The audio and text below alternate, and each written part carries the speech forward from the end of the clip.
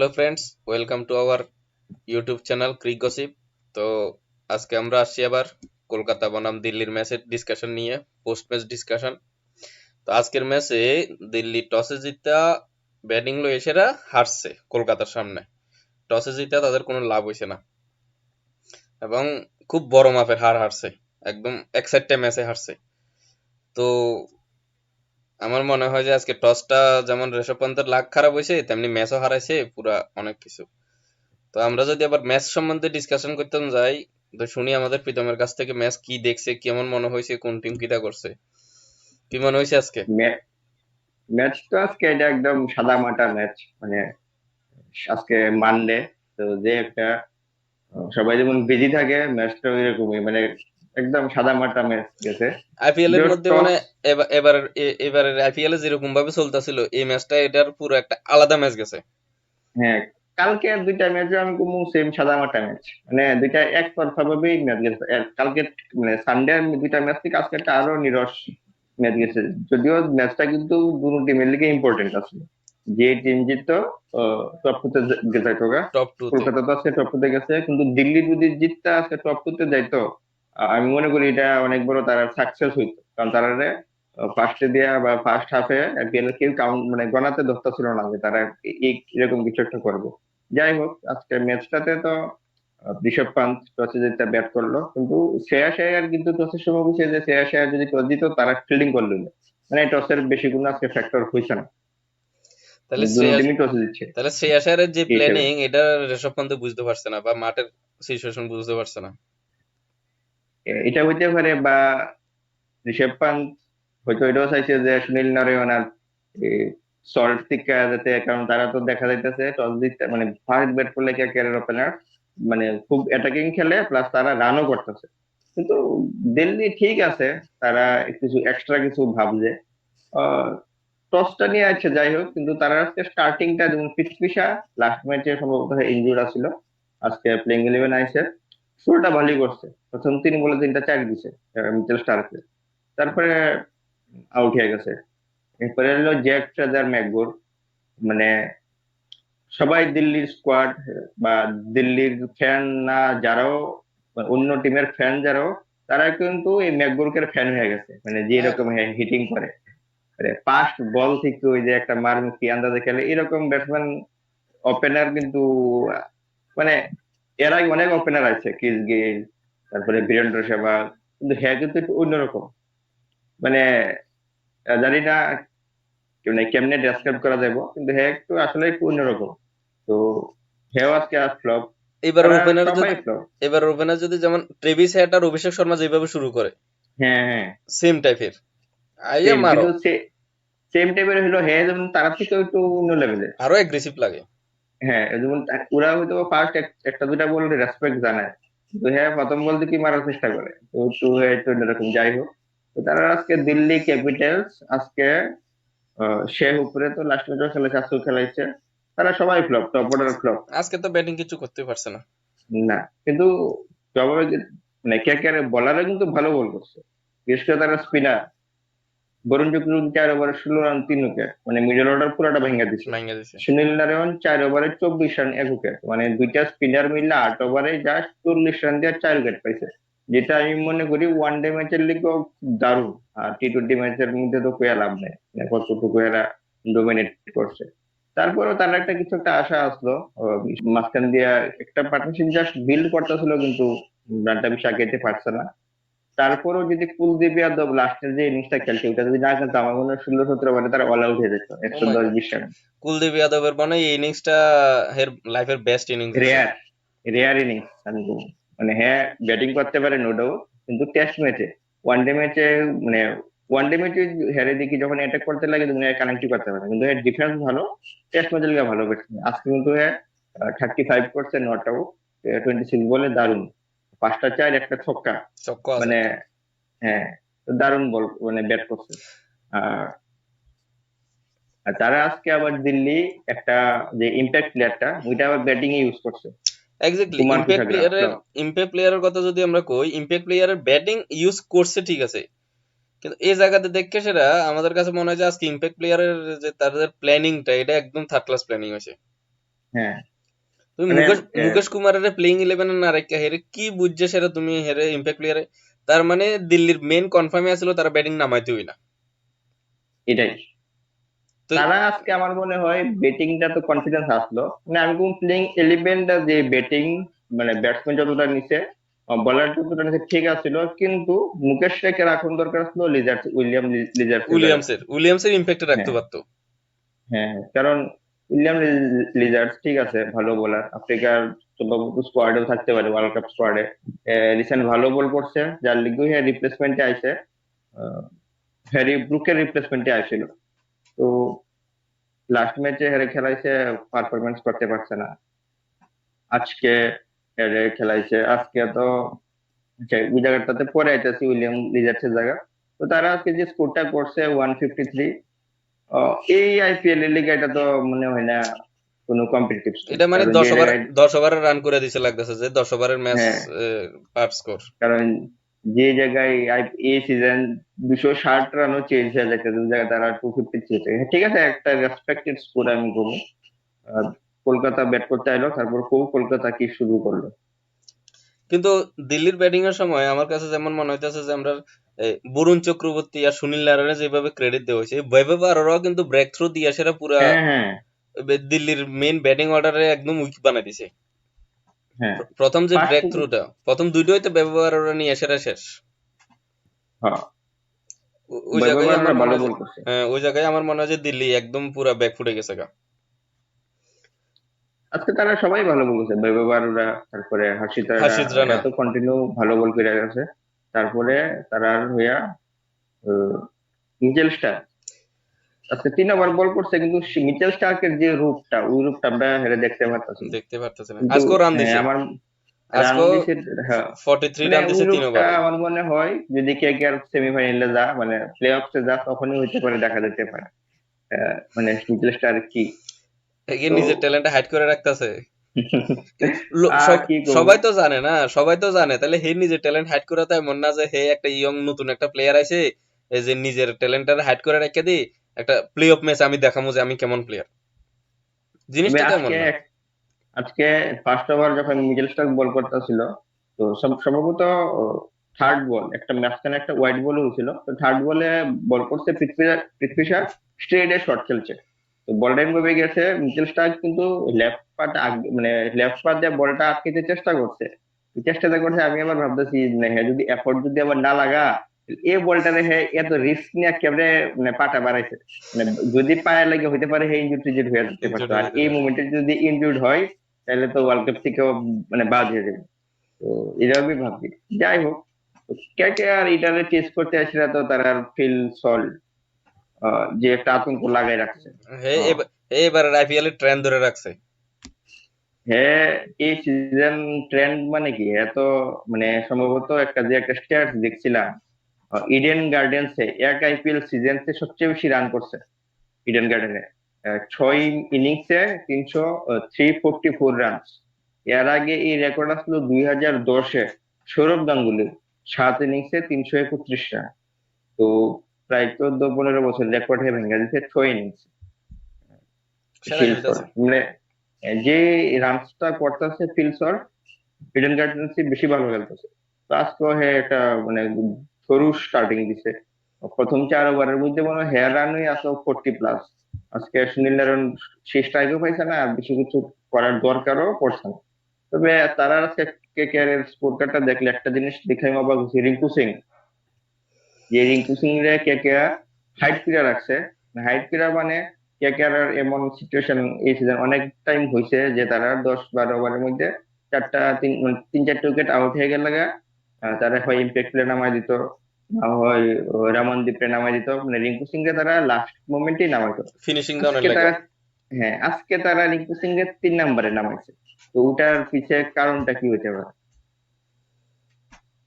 কারণটা কি কে জানি, আজকে হয়তো রিঙ্কু সিং অনেকদিন ধরে চান্স টান্স পাইতেছে না, নাকি তা কথা আজকে যা একটু চান্স দিয়ে দিছি যে আগের থেকে নাম কিছু একটা করে দেখা। আর আদার্স এলস যদি আমরা টি-20 ওয়ার্ল্ড কাপের কথা চিন্তা করি, তাহলে এখানে হয়তো কিছু একটা এফেক্ট করতে পারে যে তোর যদি পারফরমেন্স এখানে না থাকে তোর চান্স পাওয়ার একটু কম। তাহলে এখানে যদি কিছু একটা দেখাইতে পারস, তাহলে ওইখানে হয়তো তোর সিলেকশন কমিটির একটা চোখ থাকতে পারে। কিন্তু আমার মনে হয় আজকে রিঙ্কু সিং রে যে কে আর নাম্বার 3-এ ব্যাট করেছে, আমার মনে হয় এটা সম্ভবত বিসিসিআই থেকে কলকাতার ড্রেসিং রুমে কোনো একটা কল আইছে মেবি, কারণ আমরা জানি কালকে ইন্ডিয়ান টিম সিলেকশনের মিটিং বইব। আর হাই চান্স আছে মে মাসের 1 তারিখ 15 জনের স্কোয়াড ঘোষণা করব। আর রিঙ্কু সিং এর যে 15 জনের মধ্যে যে স্কোয়াডের মধ্যে যে রিঙ্কু সিং এর নামটা আইবো, এটা নিয়ে একটা সংশয় রয়ে গেছে। মানে 50-50 চান্স আমি বলবো, যদি ইন্ডিয়ান স্কোয়াড যদি পেসার 3-4 থাকে তাহলে মেবি চান্স নাও পাইতে পারে। যাই হোক, এটা একটা অন্য বিষয়। কিন্তু রিঙ্কু সিং আজকে যদি রানটা কইরা যাইতো তাহলে মানে দাবিদারিটা খুব ভালোভাবে পেশ করতে পারতো। যাই হোক, কিন্তু রিঙ্কু সিং আমার মনে হয় মানে স্কোয়াডে তো থাকা দরকারই, ইভেন প্লেইং ইলেভেনও থাকা দরকার। এবার রিঙ্কু সিং এর খেলার লিগে যা খুশি করা হোক, হ্যাঁ ঠিক আছে। হ্যাঁ, এর মতন প্লেয়ার দরকার কি লেগে, হে হয়তো ডেইলি কাজে আইতো না, কিন্তু ইম্পর্টেন্ট টাইমে কাজে আইব। ইম্পর্টেন্স টাইমে এমন এমন দিনে কাজে আইবো যেটা অন্য প্লেয়ারে করে দেখাইতে পারতো না। হ্যাঁ তো ওই জায়গাটার লেগে আমার এমন রিঙ্কু সিং এমন না যে তুমি হেরে ডেইলি ম্যাচের লেগে বলি রিঙ্কু সিং দরকার আমার। রিঙ্কু সিং ডেইলি ম্যাচের লেগে দরকার না, হে ইমার্জেন্সি প্লেয়ার, রিক্সি প্লেয়ার, রিক্সের জায়গা ওই দিন হেও বাঁচাইবো। ওপেনার যদি আর ডিজাস্টার হয়ে জায়গা মিডল অর্ডারে হে না ম্যাচের বাঁচানোর ইয়ে দরকার। হ্যাঁ, আর হে যে কয়েকটা ম্যাচ ইন্ডিয়ান টিমে খেলছে, ম্যাচ কিন্তু এ জিতাইছে। মানে খুব কম টাইমের মধ্যে ম্যাচ উইনার হিসেবে হে ম্যাচ জিতে দিছে। তো দেখা যাক কি হয়। কিন্তু কেকেআর তো আজকে ইজিলি ভাবে মানে খুব আরামে ম্যাচটা জিতে গেছে। এটা এর মাঝখানে আবার অক্ষর প্যাটেল আজকে 2 উইকেট পাইছে। মিডল অর্ডারে সরি ওপেনার দুজনকে আউট করছে, তো অক্ষর প্যাটেলও আজকে একটা ভালো পারফরমেন্স চাইলো। সিলেকশনের দিক থেকে হেরও একটা ভালো দাবিদার ব্যাটিং থাকবো কিন্তু ভালো অক্ষর প্যাটেল। করতেছে। হ্যাঁ, লাস্ট ম্যাচে ভালো ব্যাট করছে, আজকেও ঠিক আছে। এবং কারণ এইসব প্লেয়ার তো চান্স কম পায়, যে চান্সটা পাইতেছে ভালো করছে। তো এই অক্ষর অক্ষর প্যাটেল কিন্তু ব্যাটিং এ থাকলে ঠিক আছে, কিন্তু অক্ষর প্যাটেল আর জাদেজার মধ্যে কিন্তু এতটা ডিফারেন্স নাই। এটাই সমস্যাটা, এটা আমরা বুঝি। মানে যারা সিলেকশন কমিটি তারা কি বুঝা দুটা প্লেয়ারই 2021-এর ওয়ার্ল্ড কাপে রাখছে দুটা প্লেয়ারে। 2022-এর ওয়ার্ল্ড কাপ স্কোয়াডেও আসছিল সম্ভবত, লাস্ট মোমেন্টে হয়তো বা অক্ষর প্যাটেল ইনজুরি হয়ে গেছে নাকি আমার খেয়াল নাই। কিন্তু ফার্স্ট যখন 15 জন স্কোয়াড সিলেকশন করে তখন কিন্তু দুজনই থাকে। তো সেম সেম প্লেয়ার, জানি না খেলতে কে খেলায়। হ্যাঁ, 2022-এর স্কোয়াডেও আসলো, পাকিস্তানের সাথে ম্যাচটা তো খেলছিল, রান আউট হয়েছিল মনে আছে। তো ওইটাই, এটা প্লেয়ার তো ওই জায়গাতে সেম প্লেয়ার থাকলে সমস্যা আর কি, যেমন স্পিনার দুই ভেরিয়েন্টের দরকার। তো দুই ভেরিয়েন্ট না হলে এটাই। যেমন ব্যাটসম্যান রিক্সি থাকতো না, তেমনি তুমি বলারেরও সুবিধা পাইতে না যদি সেম টাইপের বলার হয়। এই জাদেজারে খেললো, তো জাদেজার অ্যাকশন দেখলো। এই অক্সরের সময় কোনো রিক্সি কোনো সিচুয়েশন নাই, বল তো সেম। এখন যদি তবে অপোজিশন আমার যদি আরেকটা ডিজাইনের যদি বলার আয়, তাহলে দুটোটার বলার কথা চিন্তা করতে লাগবে, একবার হেরে ডিফেন্স করব, প্লাস আরেকজন এসে অন্য টাইপের বল করব, ওইখানে হ্যাঁ একদম। ব্যাটসম্যানের ইয়ে করতে পারবো। তবে দুজন থেকে মানে এই দুইটা অক্ষর প্যাটেল আর রবীন্দ্র জাদেজা, দুইটা প্লেয়ার থেকে যদি একটা প্লেয়ারে সিলেক্ট করতে হয় তাহলে আমি তো অক্ষর প্যাটেলটা সিলেক্ট করবো। কারণ রবীন্দ্র জাদেজার পারফরমেন্স সেই ভালো না T20 ম্যাচের মধ্যে, অক্ষর ওয়ানডে ম্যাচের মধ্যে।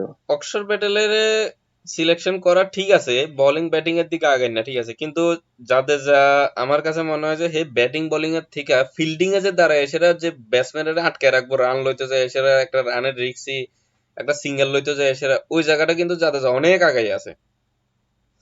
কিন্তু যেমন আমরা ঠিক আছে, ওই যেমন আমরা মানে একটা জাদেজার একটা অ্যাজ নিউজ, এ ফিল্ডার। হ্যাঁ, হ্যাঁ ঠিক আছে তো। আমরা একটা মানে আমি দেখছি এটা ইয়া নেই, যেমন অস্ট্রেলিয়ার বোর্ডে একটা জাদেজা লই একটা ট্রেন্ড চলতেছে, চলতেছে না বা চলছিল, যে একটা রুলস মনে রাখো যে জাদেজার কাছে বল যাবে মানে রান লইব না। হ্যাঁ হ্যাঁ। তো ওই যে কিন্তু ওই ভয়টা জাদেজা মাঠে থাকলোই অপোজিশন প্লেয়ারের মনে এটা আটকে রাখবো প্লেয়ারের। যাই হোক, এখন ফিল্ডিং জাস্ট একটা, কিন্তু অক্ষর প্যাটেল খারাপ ফিল্ডার না, কিন্তু জাদেজা তো অন্য লেভেলের ফিল্ডার, ঠিক আছে। কিন্তু যাই হোক, এখন সিলেকশন কমিটি কি করে দেখা যাক। তো আমরা টপিকে ফিরে আই আবার। তো আজকে লিজার্ড উইলিয়ামস জিজার উইলিয়ামস। ফার্স্ট ওভার বল করলো বাজে। মানে ঠিক আছে, এটার মানে ফিল্ড শট দারুণ অ্যাটাকিং খেলতেছে। ফার্স্ট ওভার হচ্ছে ঠিক আছে, আমি এটা করলো ভাবলাম, মানে বুঝলাম হ্যাঁ পিটা খাইছে, মানে খুব রানলি করছে। ফিল্ডিং নিয়ে যদি হেয়ার আলোচনা করি, সেকেন্ড ওভারে সম্ভবত একটা ইজি ক্যাচ ছেড়ে দিচ্ছে খালিল আহমেদের ফার্স্ট বলে, সেকেন্ড ওভারে ফার্স্ট বলে একদম লাড্ডু ক্যাচ। হ্যাঁ, বলটা হাই মানে উপরে উঠছিল ঠিক আছে, কিন্তু একটা ক্রিকেটার হিসেবে মানে ক্রিকেটারের এই বল ধরে নিত, তবু হয়তো ম্যাচটা আর একটু টাইট হইতে পারতো। আর একটু তারপরে রিক্সি আর একটা কাছাকাছি যাইতে পারতো, কি লাগে খেলা কোন সময় কি হয় না না হয় কোন জানা। হ্যাঁ, তারপর ভেঙ্কটেশায়ার যখন 8 রানে আসছিল, ভেঙ্কটেশায়ার লাস্ট পর্যন্ত 26 রান করছে নট আউট, আর Shreyas Iyer 33 run not out, দুজনে নট আউট থেকে ম্যাচটা জিতে নিয়ে আইছে। তো ভেঙ্কটেশায়ার যখন 8 রানে আসছিল তখন হ্যাঁ শট খেলছে, লিজার্ড উইলিয়ামসের সে বলছে আর দুই পায়ের মাঝখান দিয়ে বল গেছে বাউন্ডারিতে।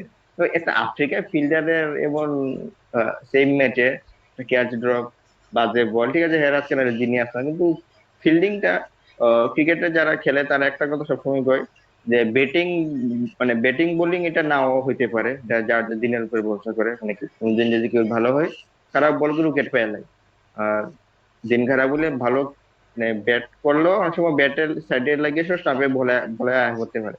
কিন্তু ফিল্ডিংটা কিন্তু এটা পুরোটা নিজের উপর, এটা কিন্তু লাখটা কিছু না, এটা সবটা হার্ড ওয়ার্কের উপর। তো এক সেম ম্যাচে আর ফিল্ডিং না দিয়ে পেলে কথা কই তাহলে তো মানে শেষ নাই। কত প্রতিটা ম্যাচে আমার মনে হয় 3টা 4টা করে মিনিমাম ক্যাচ ড্রপ হইতেছে, ইজি ইজি ক্যাচ। আজকে যেমন আজকেও একটা এই ঋষভ হ্যাঁ পান্তের ক্যাচ মিস করছে কলকাতা, হাসিত রানা। হ্যাঁ 80 রান একদম দলি, মানে লাগতো ভালো ঋষভ পান্ত বেশিক্ষণ খেলতে পারছে না, নাহলে এই ক্যাচটা হতে কে কে আর আজকে মনে করে দিত। মনে করে দিত। তো তো যাই হোক ম্যাচটা ইজি ভাবে জিতে গেছে কে কে। তো কালকের ম্যাচটা নিয়ে আমরা আলোচনা করি, আগামীকালকের ম্যাচ। আগামীকালকের ম্যাচটা ঠিক আছে। আজকে তো কলকাতা জিততে সেটা সেকেন্ড পজিশনে গেছে, এখন দিল্লি দিল্লি একটু ঝুলিয়া রয়েছে, দিল্লির নেক্সট ম্যাচে ব্যাক করতে লাগবে, না হলে 4 নম্বরে থাকতে কিন্তু দিল্লির কষ্ট হয়ে যাবো গা। তো এখন আমরা ডিসকাস করব যে কালকের ম্যাচের যে লখনৌ মুম্বাইয়ের এই ম্যাচে কি হতে পারে বা কি। তো এর আগে যদি আমরা দেখে নিই যে আগের রেকর্ড দেখতাম গেলে লখনৌ কিন্তু 3 ম্যাচ 3-1 আগে আছে মুম্বাই থেকে, এবং কালকের খেলাটাও লখনৌ। তো এই জায়গাতে যেমন আমরা দেখতেছি যে লখনৌ ফেভারিট মানে আগায় আছে একটু, তো জানি না কালকে কি দেব। এছাড়াও আমাদের পয়েন্ট টেবিলও যদি দেখি, পয়েন্ট টেবিলে লখনৌ 9 ম্যাচে 5 ম্যাচ জিতেন না, আর মুম্বাই আছে 9 ম্যাচ 9 ম্যাচে 3টা নয় জিতেন না। ম্যাচে 3টা জিতছে। 9 ম্যাচে 3টা জিতেন না, তো মুম্বাই যদি একটা হারে মানে টুর্নামেন্ট থেকে বাড়ি একদম মানে এখন নক আর আউট হয়ে রয়েছে মুম্বাই। তো এখন কি মনে হয় আর কালকে মুম্বাই স্ট্র্যাটেজি বা কি আসো বিষয় কি হতে পারে? লেগে মুম্বাই তো একদম ঝুল্লা রয়েছে, মানে হারছে মানে পারে, জিতছে মানে নেক্সট স্টেপ। কালকের ম্যাচটা মুম্বাই তো ঠিক আছে, তারা এই সিজন খুবই বাজে খেলতেছে, আমি কিন্তু মুম্বাই থেকে বেশি কালকের ম্যাচটা বেশি ইম্পর্টেন্ট এলএসজির লিগে, লখনৌ লিগে। লখনৌ যদি কালকে ম্যাচটা জিতে সম্ভবত 2-3 নাম্বার পজিশনে যাবো গা। পয়েন্টসে তো কেকেআর সাথে শেয়ার করবো, কিন্তু রান রেটে কেকেআর অনেক আগে না আছে। তো 3 নাম্বারে যাবো গা লখনৌ। কিন্তু মুম্বাই যদি কালকে জিতে, মুম্বাই এক স্টেপ আগাইবো তারা, আহ, মানে তারা আরেকটু হোপ বাড়বো জাস্ট। কিন্তু আমার মনে হয় না বিশেষ কোনো কিছু করতে পারবো এমআই এই সিজন, আর ম্যাচটা কালকে জিততেই পারে নো ডাউট তারা। এলএজি আর এমআই কালকে একটা ম্যাচ আছে, আবার তার আরেকটা ম্যাচও আছে, মানে তারা যে 2টা ম্যাচ খেলবো, 2টা ম্যাচের একটাও খেলছে না, সম্ভবত ব্যাক টু ব্যাক 2টা ম্যাচ তারা খেলতে পারে এই সিজন, এই ম্যাচটার পরে আরেকটা যেটা আছে আর কি। তো কালকে যদি আমরা মানে এভেবিলিটি দেখি আর কি, তাহলে ময়াঙ্ক যাদব যে ময়ঙ্ক যাদব। ফার্স্ট 3টা ম্যাচ নিজের ফার্স্ট 2 ম্যাচে man of the match, 3 number ম্যাচে হ্যাঁ 10টা কভার করছিল কারণ ইনজুর্ড আসলো, তারপরে হ্যাঁ 4টা 5টা ম্যাচ খেলতে পারছে না। কালকে কিন্তু হ্যাঁ ফিট অ্যাভেলেবেল থাকবো 100%। এখন ম্যাচে খেলাইবো কি না, আর আমি মনে করি এলএসজির খেলানো দরকার ম্যাচ জিততে গেলে, কারণ তারাও ও, যদি না ম্যাচটা জিতে তারাও পয়েন্টস এর থেকে অনেকটা পিছিয়ে যাবো। তো কালকে আমার তো মনে হয় ময়ঙ্ক যাদবরে খেলাইবো, আর যদি ময়ঙ্ক যাদবরে খেলায় তারা স্কোয়াডটা কিন্তু একটু আরো স্ট্রং হয়ে যাবে, আরো স্ট্রং হইব যেহেতু আবার তার হোম গ্রাউন্ডে ম্যাচ। এটাই। এখন তো কালকে কালকে যদি লখনৌ যদি হারে জায়গা ভুলবশত, এটা কিন্তু লখনৌর বিগেস্ট লস হইব। এক তো হোম গ্রাউন্ড, এক তো হইছে হ্যাঁ তাদের পয়েন্ট টেবিলে যাওয়ার আশা আছে। যদি কালকে হারে জায়গা তাহলে লখনৌ কিন্তু 4 নম্বরও থাকতে পারে কিনা সেটা হচ্ছে পরের ব্যাপার, কিন্তু রিক্সি হয়ে যাবো গা। তো এই হ্যাঁ বেনিফিটটা হ্যাঁ তারা অনেকটা। পাইতো না, যে হোম গ্রাউন্ডে যদি হারে জায়গা সবাই হোম গ্রাউন্ডে বেনিফিটটা নিতে লাগবো। তো এই জায়গাটা এটাই। লখনৌ দেখতে লাগবো। আর তারা প্লেইং ইলেভেনে তেমন কোনো মনে হয় না চেঞ্জেস করব। যদি মায়াঙ্ক যাদব খেলে তাহলে মেবি ম্যাট হেনরিরে বসে দিতে পারে। ঠিক আছে, ইন্ডিয়ান প্লেয়ার এলে ফরেন প্লেয়ার একটা বসতে পারে, ঠিক আছে, কিন্তু তারা তো স্কোয়াডে মহসিন খান আর ইয়াশ ঠাকুর দুইটা পেসার অলরেডি আছে। আর মায়াঙ্ক যাদব থাকলে আরেকটা পেসার বাড়বো, চারটা প্লাস রবি বিষ্ণুই আর কুনাল পান্ডিয়া। কুনাল পান্ডিয়া পাঁচটা, আছে। পাঁচটা উইকেট টেকিং বোলার। আর যদি ম্যাট হেনরিরে বসায় তাহলে মেবি তারা একটা ফরেন অলরাউন্ডার বা ব্যাটসম্যানও খেলাতে পারে। মেবি এস্টন টার্নার অনেকদিন ধরে মানে ড্রেসিং রুমে বসে রাখছে, দেখা যায় কালকে কি করে তারা। আর মুম্বাই ইন্ডিয়ান্স এর যদি টিমটা নিয়ে আলোচনা করি তাহলে তারা জেটাল করছে, হ্যাঁ, রান লিড করতেছে, কিন্তু হ্যাঁ কিন্তু উইকেটসও পাইতেছে। আর এমন একটা বলার মানে যখন উইকেট পাইবো দুই তিনটা উইকেট পায়। তো এই সিজন হ্যাঁ ফার্স্ট কয়েকটা ম্যাচের মধ্যে উইকেট টেকিং এর লিস্টের টপেও আসছিল। তো লাস্ট ম্যাচে হে ইনজুর্ড আছিল, খেলতে পারছে না। তো কালকে দেখা যাক ও ফিট হবো কি হতো না, এখন পর্যন্ত ফিটনেসটা কোনো আপডেট নাই।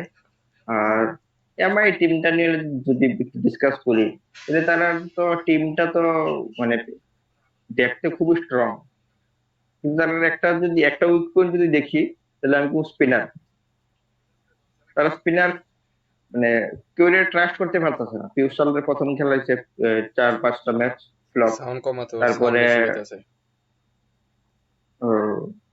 কার জানি আনলো, শ্রেয়াস গোপাল। শ্রেয়াস গোপালটা 3 ম্যাচ খেলাইছে, 3 ম্যাচের মধ্যে হ্যাঁ কিন্তু 3টা উইকেটও পাইছে। ইভেন হ্যাঁ কোনো ম্যাচে সম্ভবত 4 ওভার বলও করছেন। একটা ম্যাচে 1 ওভার 9 রান 1 উইকেট, এরপরে হেরে বসে দিচ্ছে, তারপরে আবার চাওলারে আনছে। তারা এটাও দেখতে লাগবো যে স্পিনাররা তো ট্রাস্ট করতে লাগবো। আর শ্রেয়াস গোপাল ব্যাটিংও করতে পারে।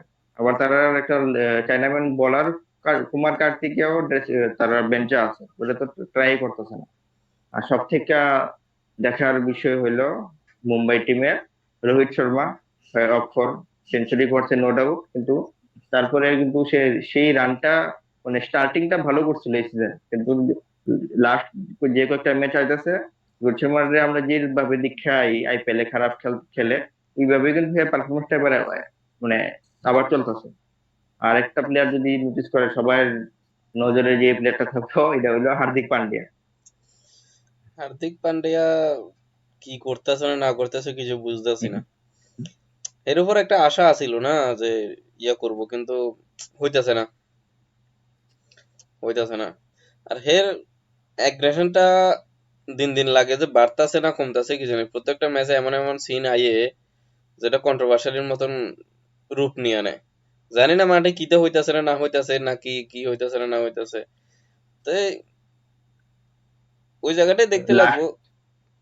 লাস্ট লাস্ট ম্যাচে একটা ভিডিও ভাইরাল হয়েছিল, হ্যাঁ, ভাইরাল হয়েছিল। মানে হ্যাঁ এটা ভাইরাল হয়েছিল অ্যাকচুয়ালি। ও কার সাথে জানি ম্যাচটা ছিল, মানে যে পজিশনের সাথে ম্যাচ আসছিল ওই পজিশনের একটা ব্যাটসম্যানের উপর, হ্যাঁ, ব্যাটিং করতে আয় সেটা অনেকটা টাইম লাগাইতেছিল, মানে বল ফার্স্ট বল ফেস করার লিগে। তো ফিল্ডিং টিমের তো আবার ফাইন হইয়া যায় লেট হইলে, উঠলে গিয়ে হ্যাঁ একটু হুম। বাউন্ডারি থেকে একটু রাগ দেখাইছে বা চিল্লাচিল্লি করছে। তাই। এটারে জাস্ট আবার মিডিয়াতে সোশ্যাল মিডিয়াতে অন্যভাবে নিয়ে গেছিল, কিন্তু অ্যাকচুয়ালি অ্যাগ্রেশনটা আসলে অপোজিশন টিমের ব্যাটসম্যান লেট করতেছিল রেডি হতে এর দিকে।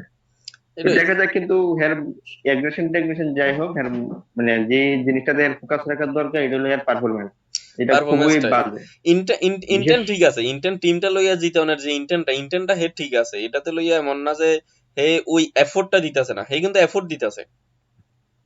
এমন না যে হে হ্যাঁ হাল ছেড়ে দিছে, যেমন অনেকে থাকে যে আচ্ছা ঠিক আছে টিমটা যাক না, টিমটা যেভাবে এফোর্ট কিন্তু দিতেছে হে প্রত্যেকটা জায়গাতে। এর ইনভলভমেন্ট আইতাছে, যেমন ব্যাটিং এ কো ফিল্ডিং এ কো সব দিকে কিন্তু ইনভলভমেন্ট আইতাছে, বাট রেজাল্ট আইতাছে না। এর থেকে যে রেজাল্টটা আনানো দরকার ওই রেজাল্টটাই আইতাছে না, ওইটাই একটা। কিন্তু এফোর্ট দেওয়ানোর পিছনে আমার কাছে মনে হয় যে হে নিজের যতটুকু বেস্ট দেওয়ানোর দরকার হে দিতে চেষ্টা করতেছে। এখন প্লাস আবার টিমেরও একটা ম্যাটার আছে, টিম কতটুকু হেরে ইয়ে করতেছে। প্লাস ব্যাটিং এ দেখা যাইতেছে তাদের ব্যাটিং এ ভালো ভালো পারফরমেন্স যারা আমরার উপর এক্সপেকটেশন আসলে হেরাও কিছু কিছু জায়গাতে ফেইল্ড হয়ে যাইতেছে। তো ওই জায়গাতেই টিমটা, তার উপরে যেমন বোলিং ডিপার্টমেন্ট, যেমন স্পিন বোলিং ডিপার্টমেন্ট, তো ওই জিনিসটা তাদের ঠিক করতে লাগবো বা দেখতে লাগবো যে কতটুকু তারা নেক্সট ম্যাচে কি লাগে। এখন থেকে তারা যদি ঠিকভাবে স্টেপ না নেয় তাহলে তারা কিন্তু প্রতিটা ম্যাচে তাদের এমন একটা ইম্পর্টেন্ট একটা ম্যাচ হারবো মানে বাড়িতে, তো ওই জায়গাতে তারা খুব স্ট্রিক্টলি চলতে লাগবো বা খুব মনোযোগ দিয়ে খেলতে লাগবো, যাতে হোম গ্রাউন্ড হোক আর অ্যাওয়ে গ্রাউন্ড হোক আগের রেজাল্ট কি আইসে গেছে ওইটা দিয়ে দেখতে লাগতো না। जहां जाएंगे ठोक के मारेंगे और सबको बर्बाद कर देंगे, इस तरह से खेलना होगा ना जो होता है। তো তবে এইভাবে খেলতে সেদিন লাগবে এখন। সেদিন হার্দিক পান্ডিয়া একটা কন্ট্রোভার্সিয়াল স্টেটমেন্ট দিছে তিলক বর্মার বিরুদ্ধে। মানে তিলক বর্মা তো কন্টিনিউ ভালো খেলতেছে, সেদিন সম্ভবত 32 বলে 64 এরকম একটা ইনিংস খেলছিল তিলক বর্মা। তো ওই ম্যাচে ম্যাচ হারার পরে হার্দিক পান্ডিয়া প্রেস কনফারেন্সে সেটা কইছে যে ম্যাচটাতে তিলক বর্মার ইন্টেন্ট হে দেখছে না, সে আর কি ইন্টেন্ট দেখাচ্ছে। এখন যদি রাহুল দ্রাবিড়ে যদি কওয়া হয় সিরিজ বলে সেঞ্চুরি করতে, এটা তো সম্ভব না। এই তো এমন একটা মানে ইয়ে দিছে কি, এই মনে হয় তিলক বর্মা প্রথম দিয়ে কিছু বল খাইলেছিল, হ্যাঁ, কিন্তু লাস্ট পর্যন্ত তো প্রায় 200 স্ট্রাইক রেটের উপরে খেলছে। টাইনাল হয়ে গেছে কিন্তু তো সেই হার্দিকের। ম্যাচে সেই ম্যাচে কিন্তু হার্দিক পান্ডিয়া 2 ওভারে 41 রান দিছে। তো ওটা মানে নিজের পারফরমেন্স না, কিন্তু অন্যের পারফরমেন্স নিয়ে এরকম কথাবার্তা আমার মনে হয় হওয়া ঠিক না। ওই দিন মনে হয় তিলক হাইয়েস্ট রান গেটারও আছিল। হ্যাঁ, ম্যাচটাতে 10 রানে আসছে, 2টা হিট। যাই হোক, কিন্তু ওইরকম ইয়ং প্লেয়ারের বিরুদ্ধে স্টেটমেন্টটা দেওয়া ক্যাপ্টেন হিসেবে আমার মনে হয় না ঠিক। হুম, ওই যে 257 টার্গেট মনে চেস করতেছিল যে ওই হ্যাঁ হ্যাঁ, ম্যাচটাতে দিল্লির সাথে 10 রানে আসছিল। 10 রানে হারছে। এই জায়গাতে না যেমন আগেও যেমন একটা ম্যাচে আসিল, ওই যে 266 না জানি কততে একদম কাছে যায় সেটা হারছে, ওই দিনও কিন্তু হার্দিক পান্ডিয়া 20 বলে 26 না কত জানি করছিল। তো হ্যাঁ, পুরো হার্দিক পান্ডিয়া এই সিজন যে কয়েকটা ম্যাচে ব্যাট করতে আইছিল, এমন পজিশনে হ্যাঁ তো মানে 3-4টা ম্যাচে, মানে 3টা ম্যাচ তো একদম মানে যে পজিশনে হ্যাঁ ব্যাট করতে আইছে ওই পজিশন থেকে মানে ম্যাচটা হ্যাঁ জিতে পারতো। কিন্তু ওই পজিশন থেকে হ্যাঁ এত স্লো খেলছে, ম্যাচটা হাইরা গেছে আহ, মুম্বাই ইন্ডিয়ান্স। তো হার্দিক পান্ডিয়া এই সিজন যে জায়গায় ব্যাট করতে আইছে, অ্যাটলিস্ট 3টা ম্যাচের মধ্যে তো হ্যাঁ ম্যাচটা জিতে পারতো, এমন জায়গায় হ্যাঁ ব্যাট করতে আসছিল। কিন্তু হ্যাঁ ওই জায়গায় এমআই হয় স্লো খেলছে, না হয় আউট হয়ে গেছে। তো যার লিগে এমআই ম্যাচটা হেরে গেছে, মানে একটা ম্যাচ না, মানে মিনিমাম 3টা ম্যাচ। তো যদি এই ম্যাচটি যদি হ্যাঁ জিতাতে পারতো, তাহলে হয়তো ভাই আমার এই সিজনে একটা ভালো জায়গায় থাকতো পয়েন্টস টেবিল। তো এক তো এজ এ ক্যাপ্টেন হ্যাঁ নিজের পারফরমেন্স, তাই উইকেট মনে হয় পাইছে একটা বা দুইটা এই সিজন, রান তো করছে না বেশি। লাস্ট ম্যাচে একটু ভালো খেলছে, আর মাঝখান দিয়ে আরেকটা ম্যাচে ভালো খেলছিল সম্ভবত রাজস্থান রয়্যালস এর সাথে। রাজস্থান রয়্যালস যখন মানে বল কিরা তারা টপ অর্ডার ভেঙে দিত, তখন হে একটু 34 রান মনে হয় করছিল হার্দিক পান্ডে। তো আর নিজের পারফরমেন্স নাই, কিন্তু একটা ইয়ং প্লেয়ার রেগুলার পারফরমেন্স করতেছে মানে তিলক বর্মা। তো ওর এগেনস্টে এরকম কোনো স্টেটমেন্ট দেওয়া আমার মনে হয় না ঠিক হয়েছে। এটা একটা ক্যাপ্টেনের থেকে এটা এক্সপেক্ট করা যায় না। হ্যাঁ, ঠিক আছে, ঠিক আছে, মুম্বাই তো তাদের দেখবো নিজের স্ট্র্যাটেজি তারা কি করতে পারে। তো লখনৌর দিকে যদি আমরা যাই, লখনৌরও যেটা কিন্তু খুব ইম্পর্টেন্ট। তো লখনৌ কি এখানে কোনো স্টেপ নিব নি নাকি তারা প্লেয়ার তো চেঞ্জ করতে না মনে হয়, তাদের সেট আপ প্লেয়ার আছে, কিন্তু সেট আপ প্লেয়ারের মধ্যেও কিন্তু কিছু কিছু প্লেয়ারের নিজের আরো ডেভেলপ করা দরকার। এই আইপিএল এ মনে হয় যে যতটুকু এক্সপেকটেশন লইয়া এই মানে আমরা যতটুকু এক্সপেকটেশন আসিল প্লেয়ারের উপরে অতটুকু বেটার করতে পারো। যেমন আমরা যদি ডিককের কথা কই, তো আমার কাছে মনে হয় না যে এবারের পারফরমেন্সে ডিকক এতটা পারফরমেন্স ভালো দিছে যেটা লখনৌরে হেল্প করতেছে যে এই জায়গাতে আসার লাগা। আমার মনে হয় ডিকক এই সিজন ফ্লপ। লাস্ট ম্যাচে তো ফার্স্ট ওভারই সম্ভবত আউট হয়ে গেছে। এর আগে একটা ম্যাচে 50 করছিল, কিন্তু অনেক বল খেলছিল, সম্ভবত 54 করছে, প্রায় 40 বল খেললা। মানে ডিককের আমরা যেই একটা মানে যেই রূপটা দেখতাম ওই রূপটা দেখতে পাচ্ছি না। এটা মেবি ইন্টারন্যাশনাল ক্রিকেট থেকে রিটায়ারমেন্ট নিয়ে নিছে, টি-20 থেকে নিছে না, ওয়ান ডে টেস্ট থেকে নিয়ে নিছে। তো একটা প্লেয়ার যদি ইন্টারন্যাশনাল ক্রিকেট না খেলে ওর পারফরমেন্স মানে নিচে যাইবই, যতই টি-20 লিগ খেলুক না কেন। তো ওইটাই সম্ভবত ডিককের উপর এফেক্ট করতেছে। KL Rahul no doubt last কয়েকটা ম্যাচ ধরে ভালো ব্যাট করতেছে। আর আমার মনে হয় লখনৌ সুপার জায়ান্টস এর হয়ে সেটা যদি মিডল অর্ডারে নিকোলাস পুরান ভালো না খেলে, তাহলে তারা আর মিডল অর্ডারটা এরকমই হইতেছে। একটা ম্যাচে মার্কাস স্টোনিস আউটস্ট্যান্ডিং ম্যাচ, মানে ম্যাচটা জিতে আনছিল। ওইটা তো ওইটা দুর্দান্ত তো ইনিংস গেছে। মানে ওই ম্যাচ গুলা ইনিংস গুলা রেয়ার হয়, একটা এক সিজনে একবারই হয় সম্ভবত। তো ওটা মার্কাস স্টোনিস খেলছে, এমন না যে মার্কাস স্টোনিস নেক্সট ম্যাচে পারতো না। হ্যাঁ, কিন্তু তারা অন্য প্লেয়াররাও স্টেপ আপ নিতে লাগবে। যেমন Deepak Hooda as a finisher, হ্যাঁ লাস্ট একটা দুইটা ম্যাচ ঠিক আছে, এভারেজ ভালো। কিন্তু আমার মনে হয় এক তো টপ অর্ডারে কেএল রাহুল, আর মিডল অর্ডার প্লাস এদের ফিনিশার নিকোলাস পুরানের উপর অনেকটা ডিপেন্ডেবল। মার্কাস স্টোনেস খেলছে ঠিক আছে, এক ম্যাচ খেলছে ঠিক আছে, কিন্তু লখনৌর যদি মিডল অর্ডারটা ধরে রাখে, যদি কয় যে লখনৌ মিডল অর্ডার এরা কিন্তু নিকোলাস পুরান হইব, যে হ্যাঁ, কন্টিনিউয়াস যেদিন ফ্লপ পারফরমেন্স দিতে করে তারা লাগবে। রান করতে পারে না। হ্যাঁ, তো ওই জায়গাটা দেখতে লাগবে নিকোলাস পুরান। স্টোনিস যেটা আছে, স্টোনিসের ঠিক আছে একটু সাপোর্ট দিব, কিন্তু ম্যাচটারে ফিনিশিং পর্যন্ত লইয়া জনের যে একটা মানে আমরা এক্সপেকটেশন, ওইটা হয়তো মার্কাস স্টোনিসের উপর আমরা করছি না, বা লখনৌ যাতে না করে, ঠিক আছে। তো ওই জায়গাতে ইয়া তো এছাড়াও যদি লখনৌর আমরা টিমে দেখি আয়ুষ বাদানির পারফরমেন্সটাও কিন্তু লক্ষ্য একটা করার ম্যাচ দরকার। ভালো খেলছে, একটা ম্যাচ ভালো খেলছে তো একটা এরকম পারফরমেন্স, মানে লাস্ট সিজনও সম্ভবত একটা ম্যাচ ভালো খেলছে, কিন্তু এমন না যে চান্স পাইতেছে না, চান্স পাইতেছে। যেমন লাস্ট ম্যাচে অনেকটা বল খেলছে কিন্তু রান বেশি করতে পারছে না। ওইটাই কইতাছি যে কুনাল পান্ডিয়াও সেম, ব্যাটিং এ আয়ে বোলিং ভালো করতেছে কিন্তু ব্যাটিং এ সেই পারফরমেন্স করতে পারতেছে না, তো ওইটা তার দেখতে লাগবে। আর তারা তো আরেকটা প্লেয়ার আছে দেবদূত পাডিক্কাল, তো ওর তো এখন তারা খেলাই না। সেদিন 2 ম্যাচ আগে হেরে ইম্প্যাক্ট প্লেয়ার হিসেবে নামাইছে কিন্তু সেই কোনো রেজাল্ট ভালো নেই। রেজাল্ট ভালো না। ওই জায়গায় আর আমরা কিন্তু যদি দেখি লখনৌর টিমটাও কিন্তু এতটা এখনো সেটেল না, জিতছে ঠিক আছে, 5টা জিতছে ঠিক আছে, কিন্তু এখনো ওই জায়গাতে গেছে না যে ভরসা আছে যে যে কোনো ম্যাচ মানে প্লে অফে যায় সেটা একটা ভালো টিমের টক্কর দিতে পারবো, ওই টিমটা এখনো সেট হয়েছে না লখনৌর। যে আর এজ এ ক্যাপ্টেন কেএল রাহুলেরও কিন্তু মানে ফিল্ডে সেই একটা এফেক্টিভ দেখা যায় না। উইকেট কিপার কিন্তু আবার, যে একটা উইকেট কিপার কিন্তু তখন ঋষভ পান্তেরও একটা ম্যাচে ভালো দেখা যায়, একটা ম্যাচে খুব মানে দেখাই যায় না, ভ্যানিশ লাগে। কিন্তু কেএল রাহুলটা কিন্তু মানে একটা বলার যখন খারাপ বল করে ঠিক আছে, আহ, মানে অ্যাগ্রেশন দেখানো উচিত না, কিন্তু হ্যাঁ দেখি একদম মানে আমরা মানে প্রথম যখন টিম নিয়ে ডিসকাশন করতেছিলাম যে তুরাজ গায়কোয়াড়, শুভমন গিল, মানে আর কি আমরা প্রসেনজিৎ নিজেই কইছিলি যে তারা খুব ওবিডিয়েন্ট স্টুডেন্টের মতো লাগে তারা, কিন্তু শুভমন গিল কিন্তু এগ্রেসিভ, মানে এগ্রেসিভ দেখাইছে। পুরা দিয়া করে তো ওটা দেখাইতো না, কারণ ধোনি পিছের থেকে অনেকটা ব্যাক করতেছে। কিন্তু লখনৌ টিমে কিন্তু হ্যাঁ নিজে কেএল রাহুল কিন্তু অনেকটা আহ, মানে ডিসিশন নেয়। কিন্তু হ্যারে আমি লাস্ট ম্যাচে দেখছি একটা বলার যখন ভালো বল করে না বা ফিল্ডার ওটা কিছু করে, জাস্ট খালি ফেসের এক্সপ্রেশন দেয় বা হাততালি দেয়, ওইটা কিন্তু কিছুটা অ্যাগ্রেশন দেখানো দরকার আমার মতে। কিছুটা অ্যাগ্রেশনও দেখা দরকার, প্লাস বলারের সাথে যাই কথাবার্তা কম দরকার। হে স্টাম্পের পিছনে দাঁড়ায় থাকে, স্টাম্পের পিছনে এর সাথে কনভারসেশন করতে লাগবো যে কি চলতেছে তোর মাইন্ডে, কি চলতেছে বা কি করার প্ল্যান আছে, নেক্সট বলে কি করার প্ল্যান আছে, নেক্সট ওভারটা করার ইচ্ছা আছে নি নাকি, মানে ওই জায়গাটাতে একটা ডিসকাস করা দরকার।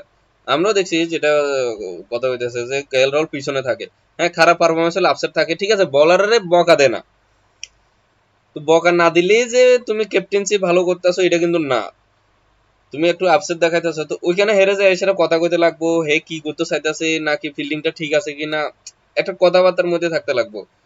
যেমন হার্দিক পান্ডিয়া কো, শুভমন গিল কো, ঋতুরাজ গায়কোয়াড় কো, তারা থাকে বাইরে, তারা কন্টিনিউয়াস কথাবার্তা কইতাছে, তো কেএল রাহুল যেমন স্টাম্পের পিছনে এক্সাম্পল দাঁড়াইতেছে। ঋষভ পান্ত আজকে কিন্তু হ্যাঁ এগ্রেসিভ দেখাইছে, ম্যাচটা তো তারা বেশি কিছু করতে পারছে না, যখন আর 20-30 রান লাগবে তখন দেখছি কে জানি একটা খারাপ বল করছে, তখন হ্যাঁ ও বুঝে মানে এইভাবে এই সাইডে এই লাইনে বল কর এইটা মানে দেখা যা হম, ক্যামেরাতে তো রিপ্লেও দেখা, কিন্তু কে আর রাহুল জাস্ট ফেসের এক্সপ্রেশন দিয়ে যে মানে এরকম কি ওইটাই হচ্ছে এর বা এটা ইয়েটা দেখতে লাগবো। ওইটা। তো ঠিক আছে, দেখা যাক কালকে কি মুম্বাইয়ের পাল্লা ভারী থাকে না লখনৌর পাল্লা ভারী থাকে। তাই আমি তো মনে করুম যে লখনৌ জিতানোর চান্স আছে, কি লেগে আগের রেকর্ডও ভালো, আগের রেকর্ডও দেখা, হিস্ট্রি দেখতে লাগে অনেক সময় ঠিক আছে, হিস্ট্রিও কিন্তু রিপিট হয়, তো হিস্ট্রিও কইতাছে যে লখনৌ পাল্লা ভারী, প্লাস দুনো টিমই এখন ইম্পর্টেন্ট জায়গাত বয়ে রয়েছে। তো তোমার কাছে কি মনে হয় কে জিতবো লাগতেছে? ম্যাচটা তো এলএসজির মানে লখনৌর হোম গ্রাউন্ডে, হোম তো গ্রাউন্ডে লখনৌ। ম্যাচটা তো থাকবো এলএসজির কাছেই, মানে জেতার চান্সটা। আর যেহেতু এমআই তার পারফরমেন্স এবার বেশি ভালো না, কিন্তু তারা এমন একটা জায়গায় এখন গিয়ে রয়েছে, মানে তাই হয় উম, মানে মহাত্মা গান্ধীর কথাটা, কথা আর কি, ডু অর ডাই, হয় হারবো নাই হারাইবো, ওই রকমই একটা হয়ে গেছে তারা। দেখা যাক কি ডু হয়। অর ডাই বা, আচ্ছা ওই কথার এগেনস্ট আরো দুই তিনটা ওয়ার্ড বলে, ইন্ডিয়ান টিম যখন আসিল তখন এক একটা প্লেয়ার আমি জানি না সঠিক, কেউ একজন কয় যে ডু অর ডাই, আরেকজন কয় যে don't die until you do, আরেকজন কয় যে die when others players don't die, কি জানি একটা আছিল যে আমার মনে নাই, যে মরো না সামনের অপোজিশনের মেরে লাও। তো এখন দেখা যাক যে কি মুম্বাই কি নিজে মরে জায়গা নাকি নিজে মাঠে থেকে সেটা অপোজিশনের মেরে লাই, এটা আমরা দেখতে লাগবো বা আমরা দেখুম, ওয়েটে আছি, আমরা দেখুম কালকে কি হয়। ঠিক আছে, তো আজকের ভিডিও আমরা এখানে শেষ করতে আছি। তো থ্যাংক ইউ গাইজ, ফ্রেন্ডস, আমাদের সাপোর্ট করার জন্য। তোমাদের ভিডিও ভালো লাগলে লাইক করো, শেয়ার করো, আমাদের সাথে থাকো। Thank you, good night.